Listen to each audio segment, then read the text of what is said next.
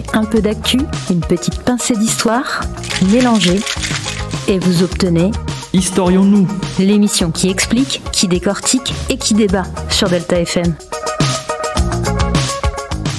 Bien le bonjour à toutes et à tous et bienvenue dans Historions-nous, l'émission où nous parlons de l'actualité et de l'histoire. Notre thème d'aujourd'hui, la Constitution américaine. Bonne émission à tous.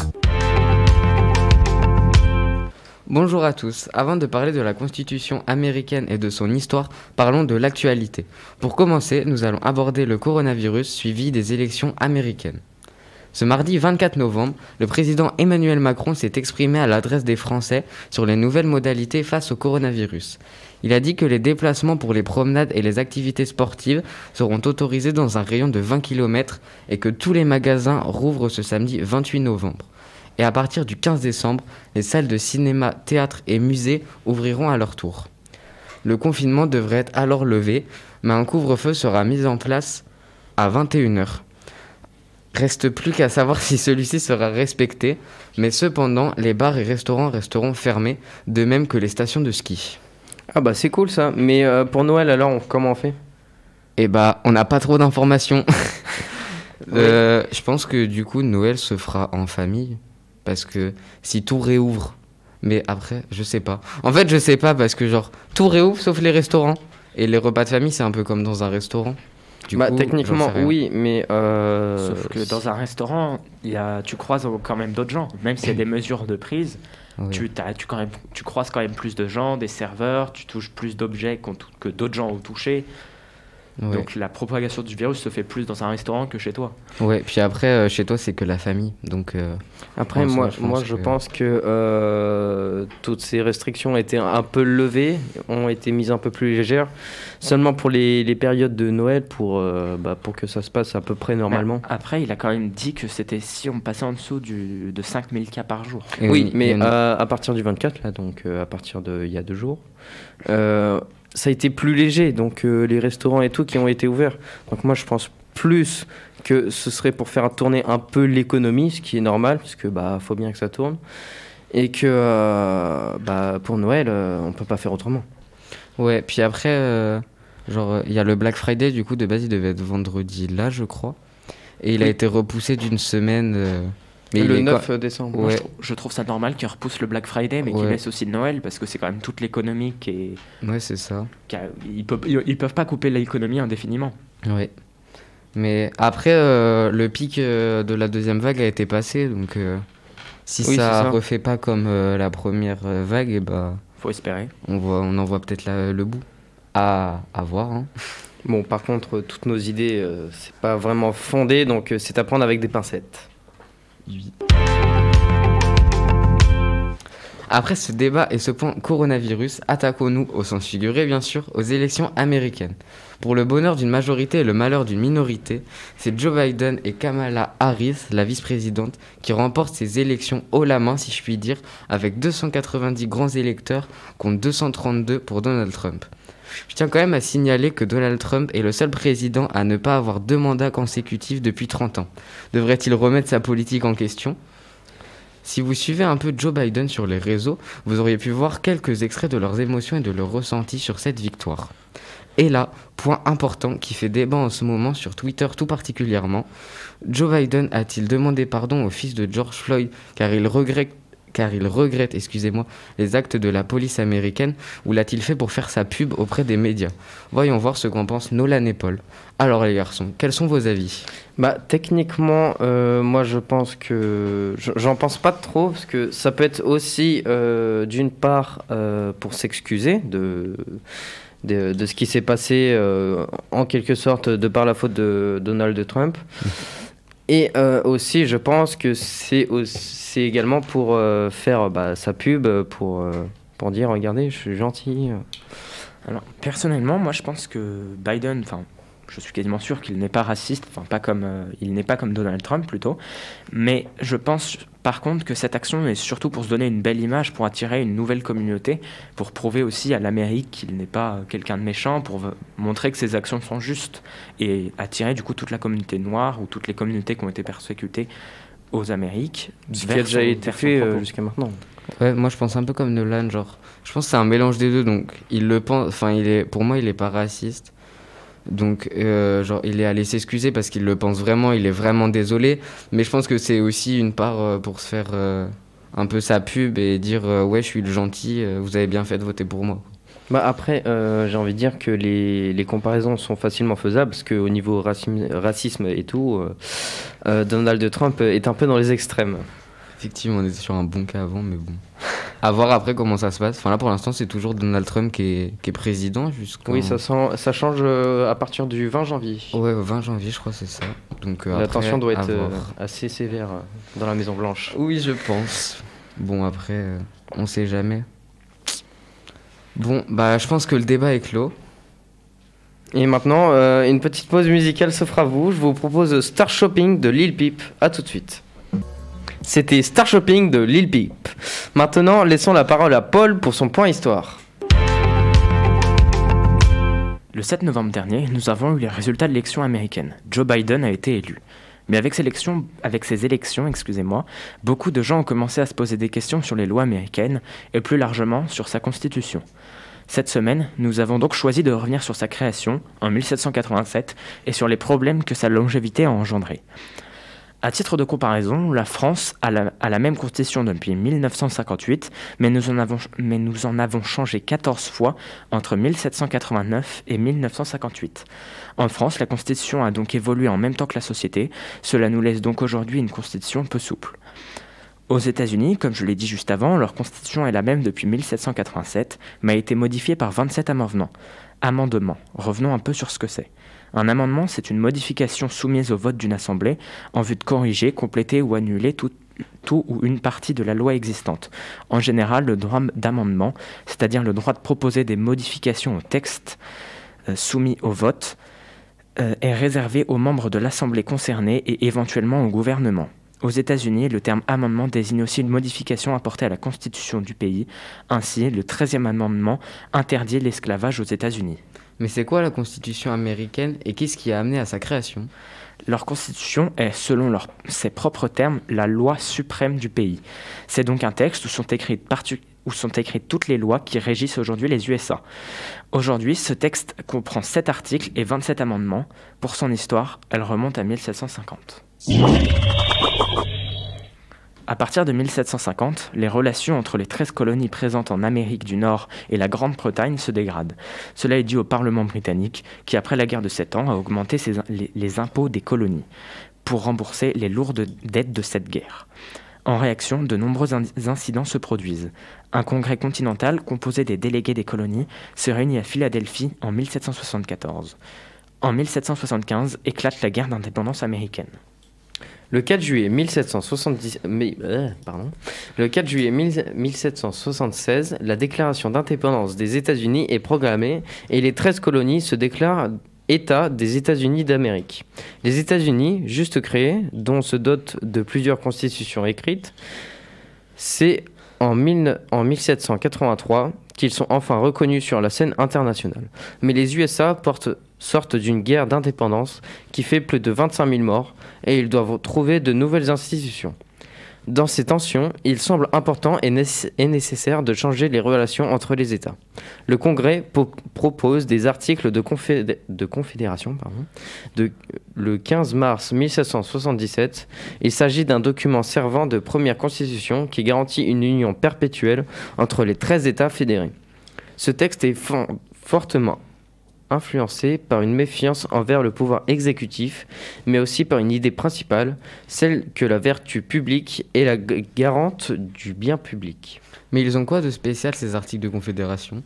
Cette constitution attribue donc au Congrès le pouvoir exclusif sur la guerre, les affaires étrangères, la politique monétaire.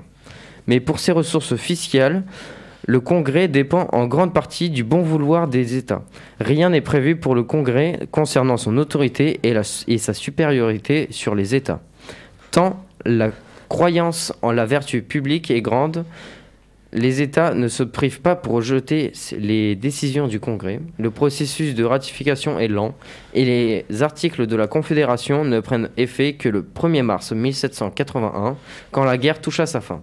La victoire décisive est remportée lors de la bataille de Yorktown le 19 octobre de la même année. À l'issue de la guerre, il s'avère vite que les articles de la Confédération fonctionnent mal. Les États sont jaloux de leurs intérêts et de leurs prérogatives. Beaucoup s'endettent en raison de leur effort de guerre. Le Massachusetts, doit même faire face, pour cette raison, à une rébellion nommée la révolte de Shays. Le Congrès ne parvient donc pas à obtenir d'eux des ressources financières. Les États considèrent alors pour la plupart leur propre constitution et leurs lois comme supérieures aux articles. Les États continuent à garder leur propre papier-monnaie et taxent même les produits venant des autres États américains. Ces derniers peuvent même signer des accords avec des puissances étrangères. Toute modification de la Constitution requiert l'approbation de tous les États, ce qui semble impossible. Les États eux-mêmes ont des difficultés. Leurs institutions sont insuffisantes pour préserver l'ordre et la liberté. Ils ont aussi le plus grand mal à rembourser leurs dettes. Lors de la Convention d'Annapolis, réunie du 11 au 14 septembre 1786 à la demande de la Virginie, ils vont dresser un constat d'échec des articles de la Confédération, notamment pour l'organisation des échanges commerciaux entre les États. Ils prévoient alors une nouvelle assemblée pour 1787. Mais du coup, ils ont fait comment face à cet échec ? Du coup, les pères fondateurs se rendent bien compte qu'ils avaient été trop optimistes sur la nature humaine et sur la vertu publique. Alexander Hamilton est chargé de réfléchir sur un nouveau projet tenant compte d'une définition plus réaliste de la nature humaine. Sa réflexion fondatrice marque le passage à une manière de penser plus pragmatique. Il a notamment dit « Les hommes aiment le pouvoir. Donnez tout le pouvoir au grand nombre et la minorité sera opprimée. Donnez tout le pouvoir à la minorité et le grand nombre sera opprimé. » Les Américains, comme tous les hommes, favorisent leur intérêt personnel, souvent confondu avec le bien commun, dont ils passent outre. Cela va alors favoriser les alliances de circonstances et surtout les disputes. Les troubles sont tellement importantes que certains pensent qu'il faut restaurer la monarchie en Amérique. Mais les pères fondateurs ne veulent pas renoncer, après tous ces sacrifices consentis, à l'idéal de liberté incarné par la République.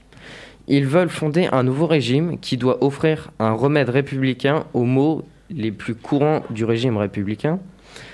La Convention se réunit donc en Philadelphie, en Pennsylvanie, le 25 mai 1787. George Washington est élu président de la Convention et James Madison secrétaire par les délégués des 7 États présents ce jour-là. Peu de délégués étant alors présents, ces travaux commencent réellement le 28. Les délégués continueront à arriver dans les jours qui suivent. 12 États sont finalement représentés. L'État de Rhode Island a écrit pour signifier son refus de la Convention confronté à des problèmes internes. Les délégués du Delaware ont un mandat limité qui ne les autorise pas à revenir sur l'égalité de suffrage entre les États. La Convention réunit au total 55 délégués élus par les assemblées des États, du 25 mai au 17 septembre. Le Virginien James Madison est l'homme phare de cette convention. Il est le moteur intellectuel et politique. Le doyen des délégués est Benjamin Franklin. La convention est principalement composée de marchands, d'hommes de loi, de planteurs et d'entrepreneurs en convention navale. Et du coup, ils vont parler de quoi durant cette convention ? Beaucoup de questions commencent à se poser, et moult débats ont lieu. La question des droits des esclaves en fait partie. Ils parviennent à un compromis sur la question. 5 esclaves ne vaudraient que 3 habitants. Quant aux Amérindiens, dont personne ne se souciait, ils comptaient pour 0. La nature et les droits de l'exécutif et d'autres points sont encore âprement discutés, mais sans donner lieu au même type de conflit et de blocage entre des camps bien définis. Le projet de constitution est adopté le 17 septembre 1787 et signé par 39 représentants sur les 42 présents. George Mason, Edmund Randolph et Elbridge Gerry refusent d'apposer leur signature sur le document. Celui-ci fut ensuite transmis au Congrès. Bien que certains soient mécontents que la Convention ait si nettement outrepassé son mandat, qui devait se limiter à proposer des améliorations aux articles de Confédération, le Congrès transmet le projet de Constitution aux États pour ratification. Le texte de Constitution prévoit qu'elle entrera en effet dès lors qu'elle sera ratifiée par 3/4 des États fédérés, soit 9 États. Le premier à ratifier est le Delaware le 7 décembre. Le 9e est le New Hampshire, le 21 juin 1788. Entre-temps, le Rhode Island a refusé de ratifier par référendum. La Virginie ratifie de justesse peu après le New Hampshire et le 25 juin avec difficulté. Il manque encore la Caroline du Nord et surtout l'État de New York, l'un des principaux foyers de l'opposition. La ratification de New York se fait de justesse le 27 juillet, celui-ci craignant de se retrouver isolé. Le Congrès décide alors la date des élections présidentielles et que la première session du Congrès de la nouvelle Constitution se tiendra le 4 mars 1789 dans la nouvelle capitale, New York. Les premières élections parlementaires présentent des difficultés d'organisation dans plusieurs États et le premier Congrès, n'atteint son quorum que le 6 avril. C'est alors, sans surprise, que George Washington est élu à la présidence des États-Unis. La Caroline du Nord finit par ratifier le texte constitutionnel et rejoint l'Union le 21 novembre, et l'État de Rhode Island seulement le 29 mai 1790. Voilà donc son histoire. Mais pourquoi est-elle critiquée ? Aujourd'hui, la Constitution américaine fête ses 233 ans d'existence. La longévité exceptionnelle de la Constitution des États-Unis est généralement attribuée à sa grande souplesse. Au cours de ces 2 siècles d'existence, elle a pu servir à la fois à une confédération de 4 millions d'habitants qui vivaient d'agriculture et de commerce maritime et à un pays moderne de 300 millions d'habitants. Cette souplesse tient à plusieurs points. Premièrement, cette constitution se concentre sur des questions d'organisation des pouvoirs, dans un esprit qui était à la fin du XIIIe siècle, totalement moderne et qui reste conforme à la pratique des démocraties d'aujourd'hui. Dépourvus d'aristocratie dès leur origine, les États ont donc évité l'essentiel des crises politiques de l'Europe du XIXe siècle. Deuxièmement, à l'au-delà de l'organisation des pouvoirs, la Constitution s'attache essentiellement à énumérer les droits des citoyens. Ces droits ont été petit à petit ajoutés à la Constitution, là encore de façon comparable à ce qui est arrivé dans d'autres pays occidentaux. Mais leur formation est négative. Par exemple, ils disent que l'État ne peut faire certaines choses, plutôt que l'État doit assurer certaines choses. Cela en limite la portée, mais en assure l'applicabilité. Troisièmement, la Constitution laisse juge dans l'organisation des pouvoirs des points nombreux à décider par la loi. Ainsi, du moins, dans sa version d'origine, elle ne dit pas qui est l'électeur, laissant ce pouvoir aux différents États. À l'origine, presque partout censitaire, le suffrage est devenu universel. Dernièrement, la Constitution, comme toutes les autres lois, s'applique dans la logique à la common law anglo-saxonne, c'est-à-dire qu'elle doit être comprise à la lumière des décisions des tribunaux et tout particulièrement de la Cour suprême des États-Unis. Au contraire de la tradition britannique, la Cour n'est pas liée par la règle du précédent, ce qui permet l'interprétation de la Constitution et donc à sa pratique d'évoluer considérablement. Donc elle est critiquée car elle n'a pas changé. Mais c'est juste pour ça ? Non. En plus de cela, il faut mentionner enfin une autre raison importante de la permanence de la Constitution. Son adoption est un des moments majeurs de la naissance de la nation. Tous les officiels prêtent serment à la Constitution. Elle jouit d'un respect quasi unanime, d'un caractère presque sacré. Lors de la plus grave crise qu'ait connue le pays, la guerre de sécession, les États confédérés se dotent de leur propre Constitution. C'était la copie presque conforme, souvent mot pour mot, de la Constitution des États-Unis. Revenons à nos élections. En quelques semaines, les élections primaires américaines ont éliminé la plupart des concurrents à la présidence. C'est plus l'argent et la notoriété des candidats que leur prise de position qui ont fait la différence. Au cours de la campagne présidentielle américaine, les candidats ont abordé les sujets les plus divers. La baisse des impôts et la nécessité d'abolir la discrimination frappant les homosexuels et les membres des forces armées, mais il y a un sujet dont ils n'ont pas débattu, la Constitution américaine. On peut expliquer cela par le fait que les principaux dirigeants des États-Unis trouvent leur Constitution très bien comme cela. Nous faisons envie au monde entier. Estimait l'ancien vice-président républicain Dan Quayle. Nous sommes la nation indispensable du monde. Confirma un jour l'ancien président démocrate William Clinton. Donc d'un côté, nous avons les États-Unis qui pensent que leur constitution n'est pas à changer, et de l'autre, nous avons les philosophes, des politologues et diverses personnes qui commencent à se poser des questions sur cette pesante constitution américaine. Et vous les garçons, qu'en pensez-vous ? Cette constitution est-elle à changer ? Alors pour moi, je pense que d'un point de vue politique, vu qu'elle permet de faire plus de choses. Donc elle est mieux pour les personnes qui sont au pouvoir, mais elle est beaucoup moins bien pour les personnes qui ne sont pas au pouvoir et qui souhaiteraient le prendre. Continue, je sais pas trop quoi en penser. Moi, je vais me baser sur ce que vous dites, donc. Après, pour la société, je pense personnellement que les lois sont un peu trop vagues et que la Constitution n'a donc pas évolué en même temps que cette dernière, la société. Et donc que ça ne laisse pas aux gens vraiment ils savent pas vraiment ce que c'est vraiment leur loi et la Constitution, vu qu'elle est trop souple. Ouais, ok, je vois. Donc en fait, faudrait peut-être qu'ils refassent une genre de mise à jour actuelle pour que... Parce que là, elle est en fait trop souple, genre... Oui, c'est ça, c'est encore pour des règles en quelque sorte d'avance. Sauf que jamais quelqu'un au pouvoir aux États-Unis, personne au pouvoir ne changera la Constitution parce que ça lui permet justement de faire bien plus de choses. Oui. Et si quelqu'un arrive au pouvoir, même s'il avait l'idée avant de la changer, maintenant qu'il est au pouvoir, il n'osera pas. Oui, c'est ça. Donc il faudrait qu'elle soit changée, mais comment ? Une révolution.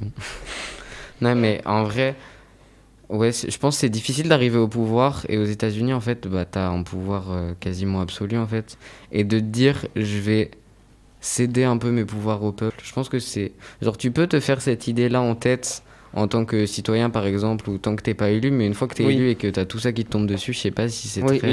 Une fois que t'as tout, te dire, ouais, je vais laisser une part de ce que j'ai aux citoyens, ça doit être un peu compliqué. Ouais, voilà. Je pense que c'est difficile de céder tous les pouvoirs au peuple. Enfin, pas tous, mais une bonne partie. Le problème, c'est qu'aujourd'hui, leurs lois sont trop souples et leur ont permis de faire plein de choses. Oui. Ouais, même un peu trop parfois. Comme par exemple le port d'armes, peut-être regarder à peut-être changer. Parce qu'une guerre civile, ça peut éclater à tout moment. Et sachant qu'aux États-Unis, comme tout le monde possède une arme, ça peut être compliqué. Effectivement. Donc c'est sur ces mots que nous vous quittons. Et je vous dis à la semaine prochaine. Prenez un peu d'actu, une petite pincée d'histoire, mélangez et vous obtenez Historions-nous, l'émission qui explique, qui décortique et qui débat sur Delta FM.